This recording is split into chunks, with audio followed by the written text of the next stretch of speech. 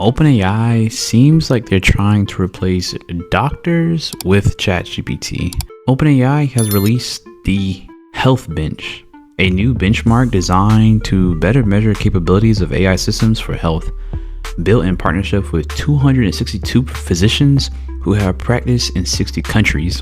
Healthbench includes 5,000 realistic health conversations, each with a custom physician-created rubric to grade model responses.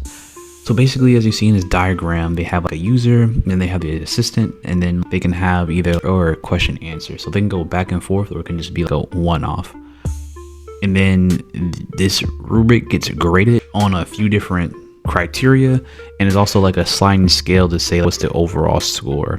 The evaluation is meaningful. The score reflects how useful was the information. Then it says trustworthy. And this one says how good is this information from a physician perspective?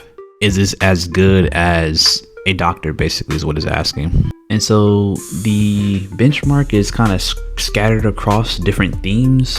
One is emergency referral, which evaluates whether the model can accurately triage and recognize emergency situation and recommend appropriate care escalation.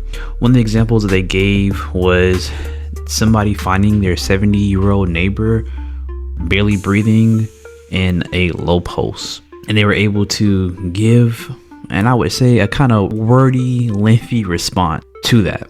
They also have expertise tailored communication, evaluates whether the model can infer if the user is a health professional or a tailored communication accordingly. So basic, making sure that if you're talking to a patient, you don't have to do all the wordy mumbo jumbo. It's more so of a layman's term. Can you boil this down so that the normal person can understand it?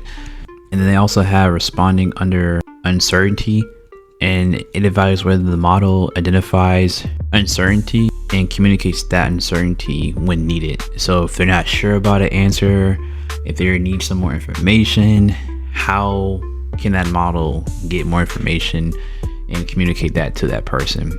As well, they have the response depth to evaluate if it's giving information, but the right amount of information. If you're in an emergency situation, maybe you shouldn't be giving them a 10-page report, right? Maybe it should be some bullet point actionable steps right then and there that can be read at a glance. Because if you're in a very urgent situation, trying to read and comprehend stuff is going to be very hard. Also, how well does it do health data tasks? So basic, can it access how well the model can do different things? If your physician wants it to fill out certain notes and format it a certain way, or even if they wanted the patient, that the AI is talking to a patient and they're trying to jot down certain updates to their own health, maybe their blood pressure, or maybe how many times they've had headaches on a calendar or something. They also have global health, and this kind of measures how well it performs with different groups, like different races, genders, epidemiology, just a broad spectrum. So it won't be just performing well for one group, but performing well with hopefully all of them. As well as context seeking, examines whether the model recognizes missing information and solicits additional information if and only if needed to provide a more precise response. So it's not just asking for information willy-nilly, it's asking for it when it actually needs that information. And so it's not digging into somebody's background for no reason, right? Especially when it comes to health-related stuff. And then the kind of accesses they're using is communication quality, instruction following, accuracy, and context awareness. The Healthbench overall scores when it came to the themes that I talked about, we see that O3 actually performs the best, as you see in the graph, and it's followed by Grok 3, Gemini 2.5 Pro, then it's GPT 4.1, GPT O1, then Claude Sonnet, and you see that Claude Sonnet's pretty much back here with the older models. So that kind of tells you how far back Claude is when it comes to these large language models or the reasoning models. It's just not up there when it comes to the competition. It seems like the competition is really between Gemini, Grok, and O3. And it's funny how they didn't have DeepSeek on there. They also have a cost-effective approach as well. So they do understand that all people who may need their health checked, and maybe a health professional or a patient may not be in the best areas. So you may need a more cost-effective approach. And so they test out how well these cost-effective approaches are in comparison to how well they do.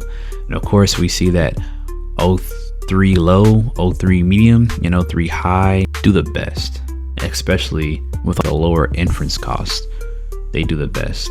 They also noted that having AI re-evaluated based off how well they handle the worst case scenarios is important too, because it could do a lot of good by saying the right answers to a lot of people, but it could do a lot of bad as well by, well, saying the incorrect answers to a few people. And so they have that worst case health benchmarks, as you see here. And it seems like all the models, of course, get worse as you give them more samples to solve, but the best one seems to be O3 and the worst one seems to be GPT 3.5 Turbo. They also have two groups of questions.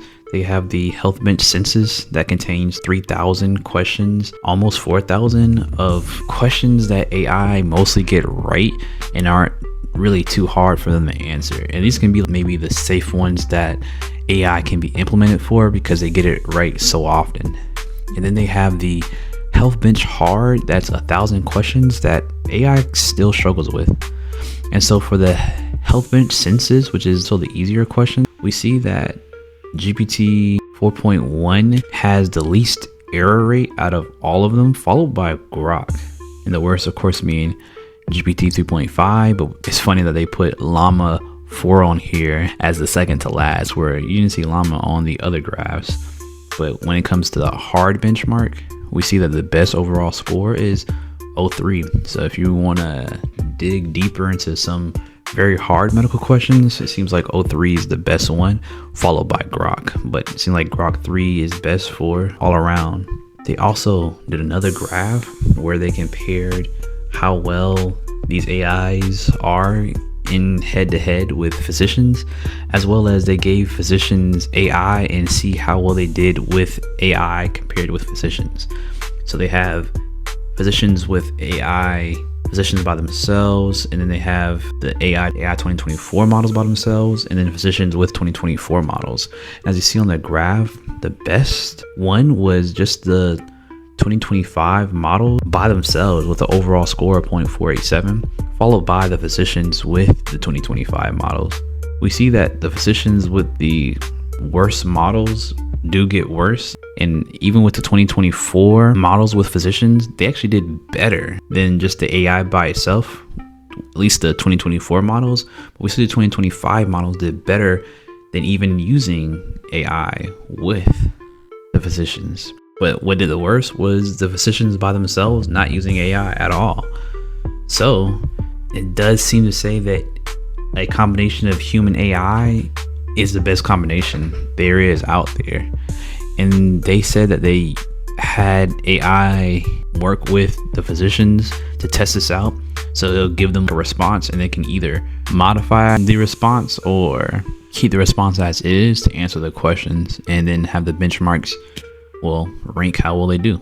But all this is pretty interesting to see how far AI has come and to see that it could improve health outcomes for a lot of people in combination with people, with real doctors and real physicians, but also it can do really good even by itself.